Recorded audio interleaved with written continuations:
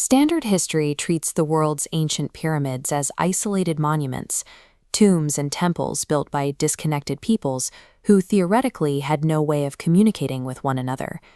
We look at the Egyptian complexes and see an extreme commitment to longevity. Millions of stone blocks were cut and positioned with enough precision to retain their smooth casing stones for thousands of years. But in Mesoamerica, a completely different culture settled on a nearly identical architectural solution, building massive geometric step structures that mirror the Egyptian form. Even in the jungles of Southeast Asia, at sites like Gunung Padang, we find the same geometric principles repeated in a completely different cultural context. Despite no known historical contact, these structures share more than just a shape. They often encode identical mathematical constants, specifically pi and phi, and many are oriented to the same astronomical markers. When isolated civilizations arrive at the same mathematical and geometric results, it suggests we are missing a unifying principle that explains why this specific form was necessary. The observer-dependent theory of everything, or ODTO, offers a different lens. It shifts the investigation from archaeology to the physics of observation. This model suggests that physical reality does not pre-exist.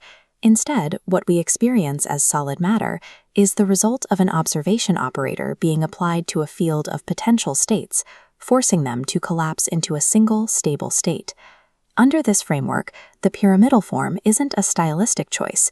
It is a specific geometric configuration designed to perform that act of observation. If reality is not a given, but something that must be actively anchored to remain stable, then these structures may have been built as machines for maintaining that stability. This diagram shows what the theory calls ternary architecture. It defines a conscious act as a system with three mandatory components. The square base represents the observable.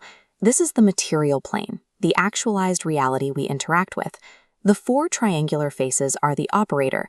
These are the mechanisms that transform the potential into the actual. Finally, the apex, the point where all faces meet, is the observer.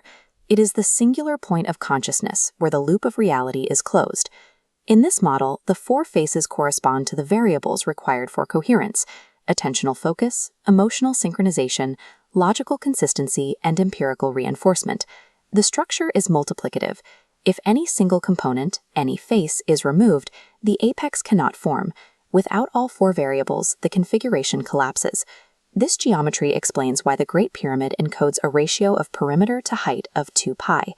2 pi represents one complete topological cycle of self-observation, a mathematical signature of a closed loop. A pyramid, then, is a scale model of human consciousness. It is the mathematical wireframe of an observation act, rendered in stone. At a planetary scale, the Earth itself becomes the observable, the material object that must be kept stable. For a reality this large to remain consistent, it requires high levels of planetary coherence, or S. This value increases when multiple observers are synchronized across different points on the globe. By building these structures according to specific astronomical axes, geographically isolated populations aligned their focus on the same celestial events at the exact same moments. This synchronization was reinforced by repetitive collective rituals. These practices were designed to harmonize the emotional coherence and cognitive consistency of thousands of observers simultaneously. These disconnected sites functioned as nodes in a global network. They ensured the observation loop was closed not just locally, but globally. This network functioned as a planetary lattice. By synchronizing observers across continents, it increased the system's coherence, creating the shared reality required for a global civilization to exist.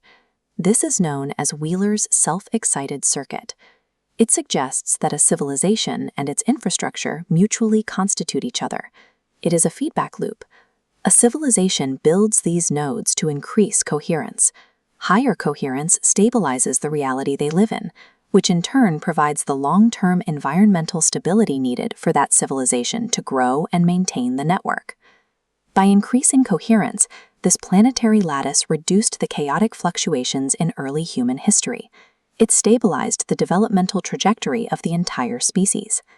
The ODTOE formalism provides a specific equation for the lifetime of a civilization. As planetary coherence, S, approaches its maximum value of 1, the mathematical lifespan of that civilization stretches towards infinity. In this framework, the construction of the pyramids was an act of civilizational survival. These structures created the coherence necessary for humanity to persist through time. Today, we look at the eroded, crumbling pyramids in the Sudanese desert and see the remnants of a forgotten religion. We see these massive earthen structures in Peru blending back into the landscape. But in the ODTOE model, these are simply offline nodes in a once-active planetary stabilization system. The global pyramid network serves as a physical record of the monumental work required to sustain our world. It suggests that a stable, shared reality is not a natural default, but a configuration that must be actively and collectively maintained.